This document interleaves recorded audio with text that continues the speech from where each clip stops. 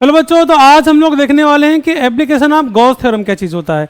जी हाँ, application of Gauss theorem. इससे पहले आपका गॉस थ्योरम क्या होता है, इसका प्रूफ ये सब हो चुका है, आप जाके देख सकते हैं, इसका प्लेलिस्ट आपको मिल जाएगा। बच्चों यहाँ पर हम लोग आज देखने वाले हैं कि एप्लीकेशन ऑफ गॉस थ्योरम क्या चीज़ होता है।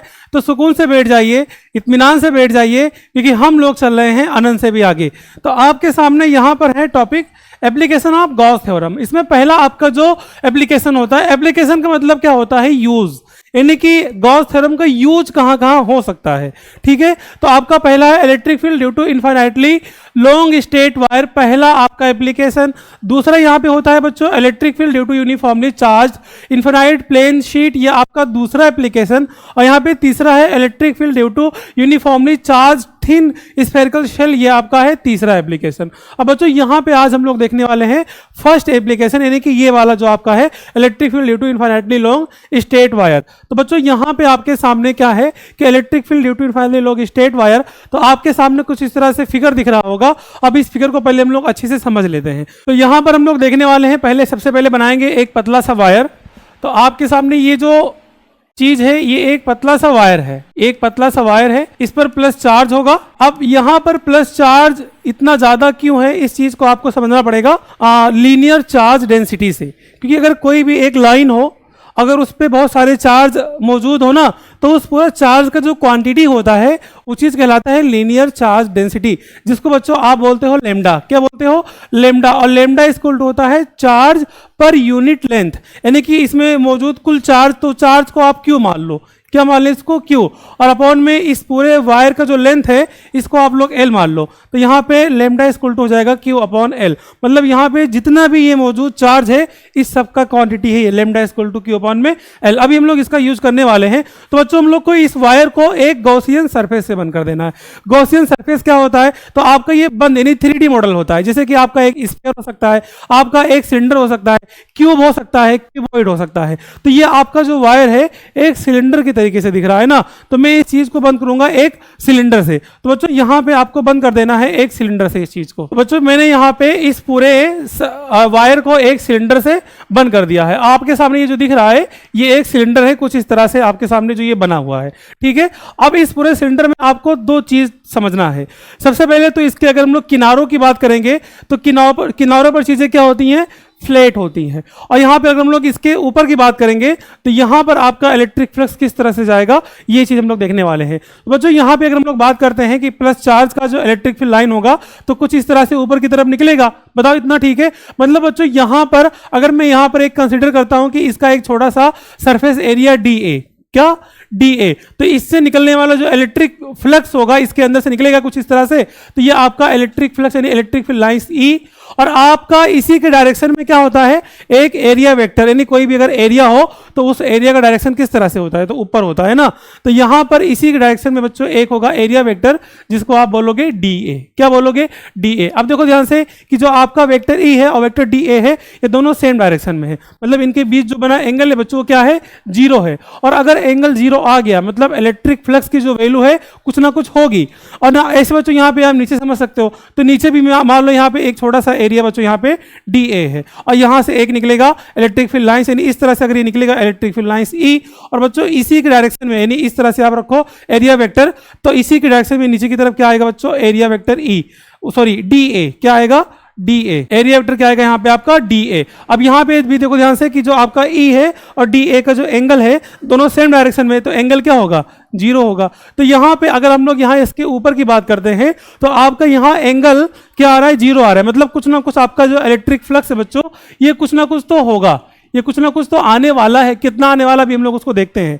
लेकिन अगर हम लोग इनके किनारों की बात करते हैं तो जरा ध्यान से देखना कि इनके किनारों पर चीजें आपकी कुछ इस तरह से होंगी, मतलब इस पे जो एरिया वेक्टर होगा परपेंडिकुलर होगा, इस पे क्या होगा, परपेंडिकुलर, यानी कि आपका जो इलेक्ट्रिक बच्चों फ्लक्स है, इलेक्ट्रिक फील्ड लाइंस है, ऐसे ऊपर की तरफ जाएगा। और इसका जो एरिया वेक्टर है ऐसे इस तरह से अगर हम लोग छोटा सा डी ए मानते हैं तो एरिया वेक्टर बच्चों आपका इस तरह से होगा, यानी इसके ऊपर होगा परपेंडिकुलर। तो इनके बीच बना जो एंगल है बच्चों वो क्या होगा, 90, मतलब थीटा यहाँ पे क्या हो गया, 90 डिग्री। तो अगर इधर भी 90 तो इधर भी क्या होगा, जाहिर सी बात है इधर भी आपका थीटा क्या होगा, 90 डिग्री होगा।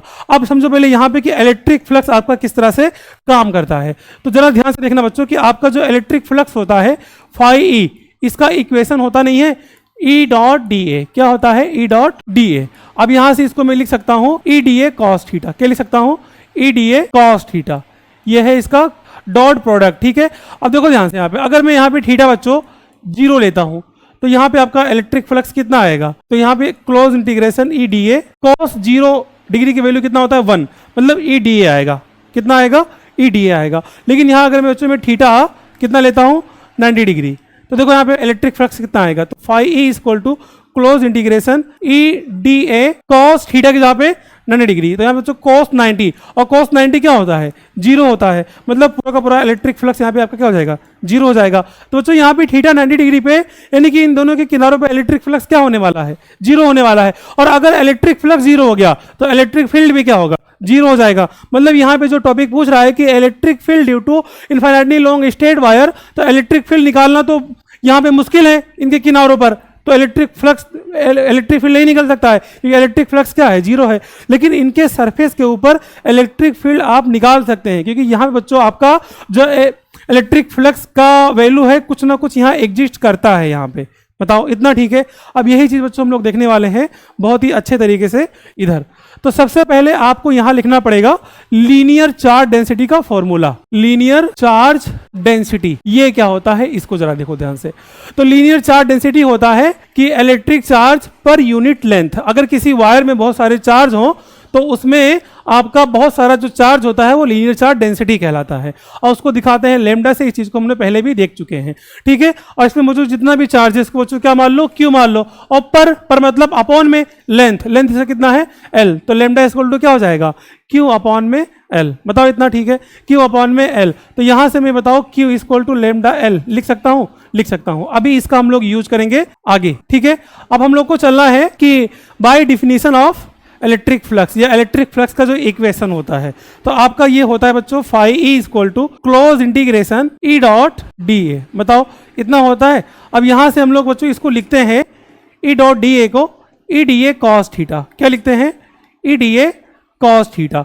और देखो ध्यान से, अभी हमने देखा था कि आपका जो इलेक्ट्रिक फ्लक्स का वैल्यू है वो एग्जिस्ट कब करता है, जब थीटा की वैल्यू क्या हो 0 हो।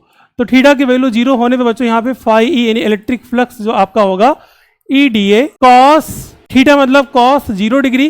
तो यहां से आपका हो जाएगा phi E equal to E D A cos 0 कितना होता है 1 होता है, तो ये आपका हो जाएगा ई डी ए बचेगा यहाँ पे। और ई को आप बाहर कर लोगे बच्चों, तो ई को बाहर करोगे तो अंदर क्या बचेगा, अंदर बचेगा आपका डी ए। तो यहां से आपका हो जाएगा ई, और यहाँ पे इंटीग्रेशन डी ए, यानी जिस तरह से इंटीग्रेशन ऑफ डी एक्स का क्या होता है x होता है, ऐसे ही डी ए का इंटीग्रेशन क्या होता है बच्चों एरिया, पूरा का पूरा होल एरिया ए होता है। तो आपका जो इलेक्ट्रिक फ्लक्स है वो कितना आ गया ई ए। अब यहाँ पे बच्चों ए क्या है, तो ए है surface area of the cylinder. अब सिलेंडर का सरफेस एरिया कितना होता है, तो बच्चों ये होता है 2 पाई आर एच। क्या होता है 2 पाई आर एच। लेकिन जो यहाँ पे बच्चों आपका एच है यानी हाइट, वो तो लेंथ का काम कर रहा है ना, यानी हाइट ही क्या है यहाँ पे आपका उस वायर का लेंथ है, आपको यहाँ दिख रहा होगा उस वायर का क्या है बच्चों यहाँ पे लेंथ है। तो यहाँ से हम लोग ये जो आपका h है, ये जो आपका h बच्चों, इसको मैं लिखूंगा 2 पाई आर एल। बताओ ठीक है। तो सरफेस एरिया ऑफ द, तो फाई ई इक्वल टू यहाँ हो जाएगा e, और surface area of the sphere cylinder, तो 2 पाई आर एल। बताओ इतना ठीक है। अब हम लोग को निकालना क्या है, हम लोग को निकालना है इलेक्ट्रिक फील्ड। तो इलेक्ट्रिक फील्ड को हम लोग यहीं रोक लेंगे, और जो इलेक्ट्रिक फ्लक्स का वैल्यू है फॉर्मूला से जो होता है उसको लिख देंगे और इसको इधर भेज देंगे। तो नए पेज पे चलते हैं। यहाँ से हम लोग जानते हैं कि जो आपका फाई ई होता है ये आपका होता है क्यू अपॉन में एप्सिलॉन नॉट। तो यहाँ पे जो आपका फाई ई इलेक्ट्रिक फ्लक्स है इसको मैं लिख सकता हूँ बच्चों क्यू अपॉन में एप्सिलॉन नॉट, यहाँ से ई और बगल में 2 पाई आर एल। बताओ इतना ठीक है। अब यहाँ से ई को रोक लो, तो ई इक्वल टू कितना आएगा क्यू अपॉन में, देखो 2 पाई यानी ये मल्टीप्लाई में इधर आएगा तो अपॉन में ना, तो 2 pi epsilon not into R L. क्या हो जाएगा इंटू आर एल। बताओ इतना ठीक है। अब इसको क्या मैं इस तरीके से लिख सकता हूँ कि ई इक्वल टू 2 से नीचे मल्टीप्लाई करा दो। तो जब हम लोग यहाँ पे 2 से नीचे मल्टीप्लाई कराएंगे तो यहाँ पे देखो 2 दूनी कितना हो जाएगा 4, यानी कि 4 pi epsilon not into 2 Q और अपॉन में आर एल। और हम लोग जानते हैं बच्चों कि जो आपका ये Q अपॉन एल होता है, Q अपॉन एल, ये लेमडा नहीं होता, यानी कि हम लोग Q अपॉन एल को क्या लिख सकते हैं लेमडा। तो यहां से बच्चों आपका हो जाएगा E इक्वल टू, ये पूरा कांस्टेंट है इसको आप K बोलते हैं, ये हो जाएगा 2 lambda, Q upon L 2 lambda और अपॉन में R, और यही आपका है application of Gauss theorem for long straight wire. तो आई होप आपको समझ में आ गया होगा। तो बच्चों सुकून से पढ़िए, इत्मीनान से पढ़िए, क्योंकि हम लोग को चलना है अनंत से भी आगे।